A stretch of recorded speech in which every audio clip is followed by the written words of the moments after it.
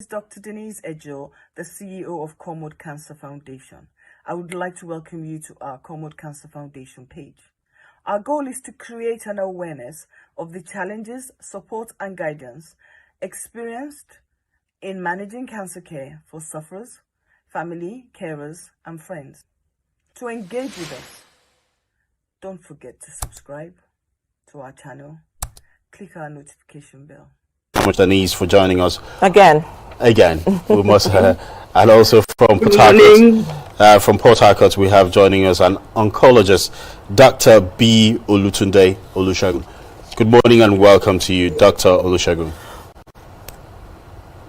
Thank you so much. Thank you so much for joining us. Let me start with you, Dr. Olusegun. I've seen and I've heard a lot of backgrounding about, gastric cancer. And, it's been said that it's the 6th common cancer and the 3rd most common cause of cancer-related death in the world. I'm sure that's what the statistics say generally. But tell us a bit more about this disease. Okay, thank you so much for having me and good morning, everyone. So gastric cancer really is just a combination of two words. I mean, the gastric part and then the cancer part. The gastric part basically is referring to a specific organ in the body that is called the stomach, that just is in between the esophagus, which is the pipe with which we swallow food after chewing. So it's like this hollow J-shaped structure that is between the esophagus and the duodenum, which is the small intestine. It basically serves to store food and also to help to digest it by secreting some enzymes that will help to break down the food. Cancer in itself is a complex disease that actually would refer to disordered or unstoppable division or growth of cells. So it's pretty complex, but if I'm going to explain it, I would use like this analogy that really puts it into mind. It's like, when you have a car, it has an accelerator and it has a brake. Most cells in the body have an accelerator and a brake on their inside, to put it simplistically. So when there's a need for the cells to divide, and say maybe you have a wound on your hand, the accelerator is depressed, and then when the healing has taken place, what happens is that the brakes will now be applied and the cell growth or cell division stops. In cancer cells, what happens is that the stimulus to keep them growing is unstoppable or unmitigated, just goes on, sort of like when you are driving a car and the accelerator is stuck to the ground. But the more unfortunate thing that also now happens is that sadly the brakes will not be working. So if imagine being in a car where the accelerator is stuck to the ground and the brake is not working, what you have is practically a disaster where that car will just keep going until it either collides with something or it runs out of fuel. It usually would not end well. So taking this picture into cognizance, what you now have regarding gastric cancer is that you actually have abnormal cells dividing constantly without any stimulus to stop them, but it's happening within the stomach. And like you rightly said, it's actually about the 6th commonest cancer, and is actually also responsible for, is number 3 in cancer death globally. I mean, as of 2018, there were over 1 million cases, and almost 800,000 of them. 800,000 deaths were recorded in 2018. So it's a fairly serious illness, and it's when cancer builds up in the lining of the stomach itself, then you have what we call gastric cancer. Most people would refer to it as stomach cancer. Yes, or perhaps abdominal cancer. Are there any differences in the terms, or it's just the terms? So the term abdomen is rather broad, and that will be referring to the space that is between that just comes directly under your chest. All of that place where we call tummy, as far as the medically speaking, that is the abdomen, and there are several different structures, of which the stomach is just one of them. So what you have is a situation where abdominal cancer will be more rather encompassing and is not targeted enough. You have the liver there, you have the intestine, you have other organs that are within the abdomen, even the uterus and things like that lie in the abdomen. So you might actually be, it would be wrong to refer to gastric cancer specifically as also abdominal cancer for your doctors anyways. Okay, so but stomach would suffice, stomach cancer, because most people call it stomach cancer. But what are the types of stomach cancer, if you might call it that? Because I know there are types. You did mention that some people do call it stomach cancer in some instances. But in terms of the different types of stomach cancer, could you also share with us if there are types, under that category? So what I'm hearing, unfortunately, I'm sorry, the audio is if there are different types of stomach cancer. Yes. That's what you're asking me. Yes. Okay, so yes, there are. I mean, the stomach is as simple as I described it. It's a pretty complex structure. It's made up of 5 layers, which are actually very specific in what they do. But the majority of cancers that arise from the stomach are what we describe as adenocarcinomas, which is they're coming from the cells that are lining the mucosa. That's the inner lining of the stomach. But sometimes you could get other forms of cancers like lymphomas, like sarcomas and things like that, that would arise from other specific structures within the stomach. But by and large, the majority of them, about 95% of cancers within the stomach, are actually arising from the mucosal layer, which is the innermost layer, where the acid content of the stomach actually comes in contact to. Okay, the submucosa, the muscularis, subterosa, and terosa are other layers that sometimes can be affected. And if it's coming from lymphatic tissues, if it's coming from the muscularis layer, you may have other subtypes of cancer. All right. Tell us, Dr. Olusegun, what are some of the symptoms of gastric cancer? Okay, symptoms. Oh, well, the big thing about gastric cancer, or stomach cancer in this case, is unfortunate that in most cases, in the early cases where this would potentially be curable, where you can actually institute treatment and actually achieve some cure, there usually are no symptoms. It's usually indolent or quiet for quite a while.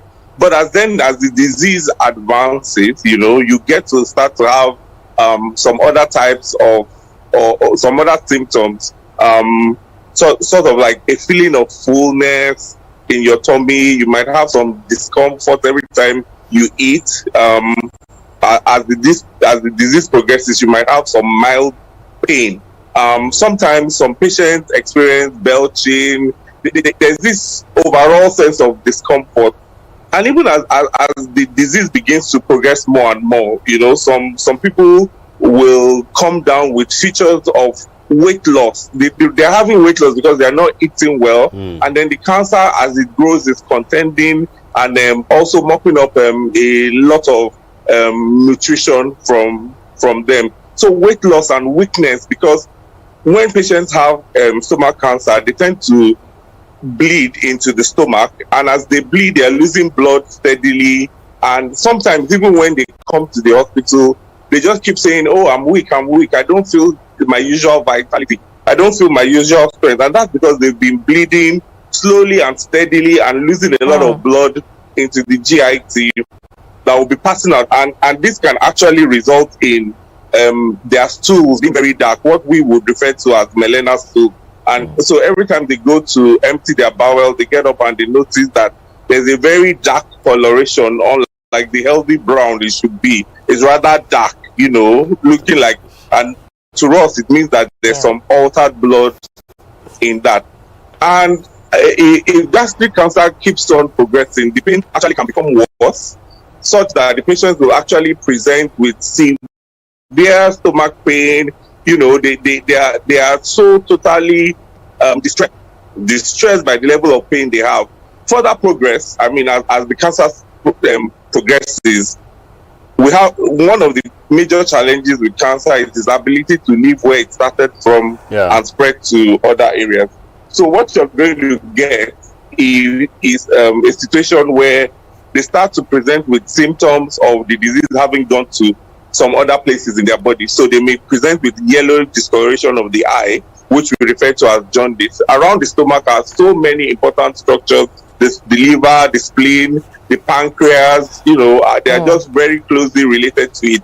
And so cancer can easily spread into these structures, and they'll present with jaundice. They may also present with lymph nodes in the upper part of their neck. They may present with lymph nodes around their tummy. Sometimes the patient in advanced state will also present with abdominal distension. We just notice that their stomach is quite distended, either because the liver is big and enlarged, or there's a lot of fluid called ascites that has collected in the stomach. So to just recap it really quickly, in the early state, symptoms are really not present. And in fact, many patients are actually diagnosed by accident. Maybe when they have imaging for something else, maybe this person was in an accident or something, or had some injury, and you're now doing a scan. So while you're looking in the stomach to make sure that it hasn't ruptured any organs or vessels, you may actually notice something abnormal. But as the disease progresses, features of pain, dyspepsia, difficulty with eating and feeling very full or not being able to eat at all, loss of appetite, and later on jaundice, more severe pain, abdominal swelling, that stomach swelling up, weight loss. Dr. Biyi, please, can you help us on this one?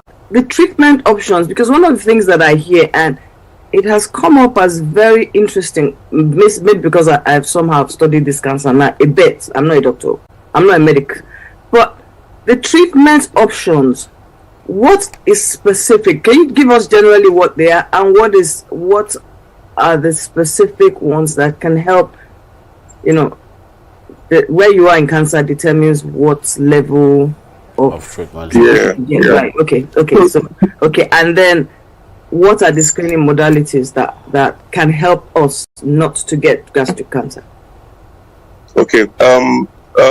Treatment options are related to what stage that cancer would present. Like I said, in those lucky few who you actually detect very, very early, maybe by accident or maybe because they have a high suspicion, and then they keep coming to the hospital to get themselves tested, they usually would be detected early. And if the lesion is actually pretty small and detected early, the option in that wise will be to treat with surgery. Okay, and then follow up depending on what you find at your surgery with something we call chemotherapy or radiotherapy. It's important to note that for anybody to do well with gastric cancer, I mean, they have to be operable. So the earlier it is diagnosed, the better, which saddens one a lot because across board, all over the nations of the world, but more in particular our local entity here in Nigeria, patients tend to present rather late, where the option of surgery has been lost because of how extensive the disease had become while they were being managed for a host of other things without the cancer being detected. So in most instances, the option of surgery is lost at the time that the patient is being diagnosed with stomach cancer. But be that as it may, when they are early, surgery becomes your first line. There are various forms of surgery. I mean, it will depend on where the lesion is. It will depend also on to what extent it is. Can you go in through a small laparoscopic opening, or do you have to open up the patient and do a partial or total gastrectomy, which refers to either removing part of the stomach or the entire stomach, along with lymph nodes, plus or minus adjacent organs, depending on how aggressive the surgeon is trying to be in a bid to save life. Other options for treating these patients will be chemotherapy, which can go either before or concomitantly with radiotherapy.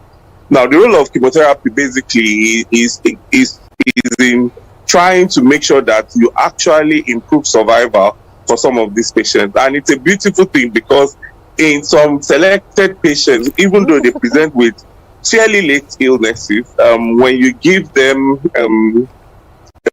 chemotherapy, it actually helps to shrink down these tumors. And in some people, this might actually now make them operable like that they were not prior to this treatment.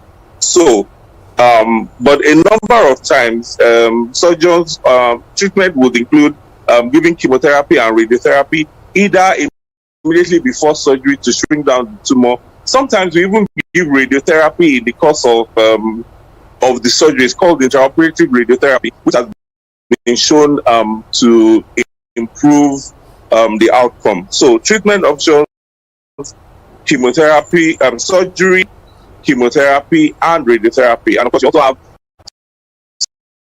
some targeted therapies, which based on special that are done on the tissue, the biopsy, you can then decide whether the patient will benefit from this.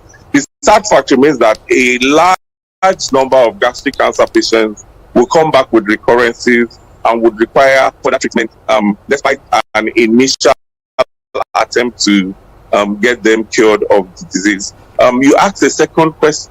Are there any screening modalities for gastric cancer? So,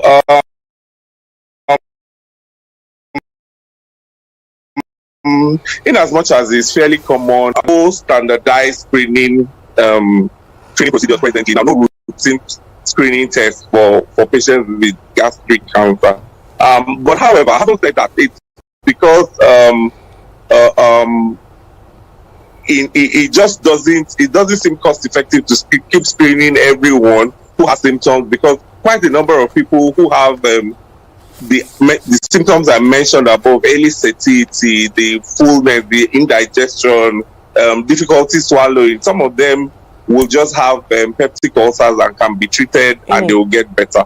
But there are a subset of people who are typically more at risk, and those ones may actually benefit from a screening process. And the screening process will include doing a barium meal, which is when they give the patient some barium. That's what it's called. It's a radiopaque substance that show up when you swallow it on an X-ray, and then it actually can show if there are any strictures or ulcerations or things like that. Then also you can actually have an endoscopy done where a fiber optic wire is put into the patient's throat, but it bears a camera at the tip of it, and then it goes down into the mouth, down into the esophagus, and can actually visually inspect the stomach for any suspicious lesions. If any suspicious lesions like ulcers are seen, then they can take a piece of it and send it for testing to see whether there's a risk of cancer or early cancer there. But some sort of people that would most likely benefit from this are people who have maybe a family history, because if stomach cancer is running in the family, or there has been previous stomach cancer in the family, you might want to just keep an eye on yourself to be sure that that's not happening. People who have what we call pernicious anemia, they are at a very large risk of developing gastric cancer. So pernicious anemia is just a fancy name for an illness that results in an inability to absorb a certain vitamin called vitamin B12. And it has actually been associated a lot with gastritis, which can actually be a precursor of gastric cancer.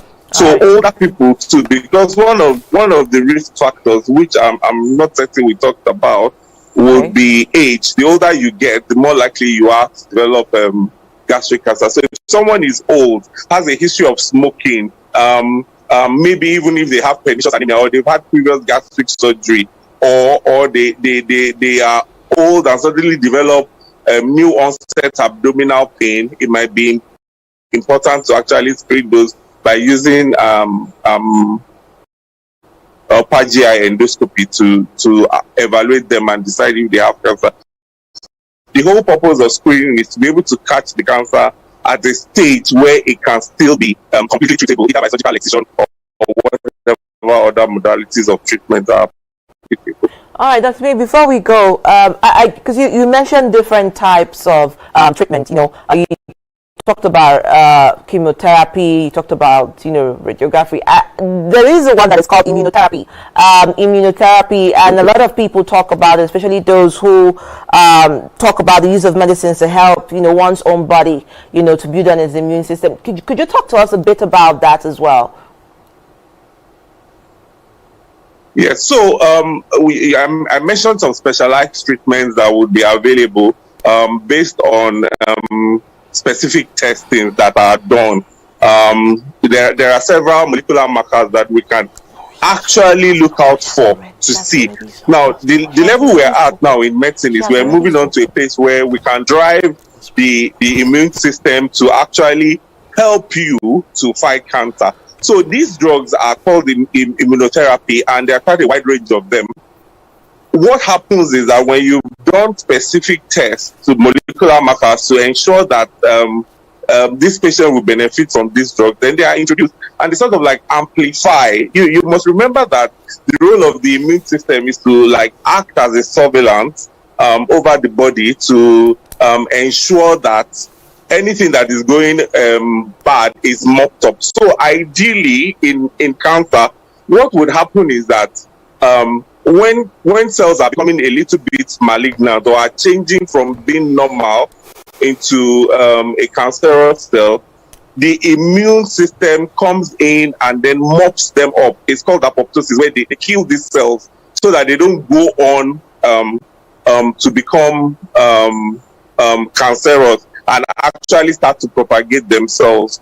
Unfortunately, the complexity of it is that a number of cancer cells, by reason of some genetic alteration, are now able to bypass the immune system. They are able to bypass it, and this causes them to become established diseases. So when we're talking about immunotherapy, we're talking about drugs that will amplify the immune system, targeted directly towards something that is in the cancer cells, that will now result in a better eradication of these cancer cells.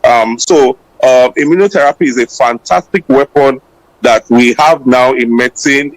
The rate of response is still a bit low, but it happens that whenever patient, if you do a PD-L1 marker and it's positive, you can introduce medications for this in gastric CA and actually help the patient to do better. And they're actually very useful in patients whose disease has advanced considerably, and they help them to live longer and better lives. All right, Dr. Olusegun, quickly, when you're outside your opening, you said that this particular cancer, gastric cancer, is number 3 in cancer deaths globally. I'm just beginning to wonder, back here in Nigeria, what treatments are available, if and in terms of screening and managing patients with this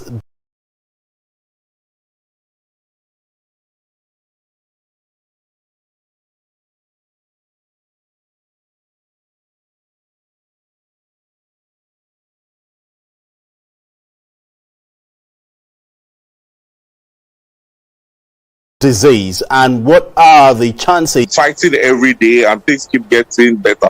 The first challenge that mitigates against survival is late presentation.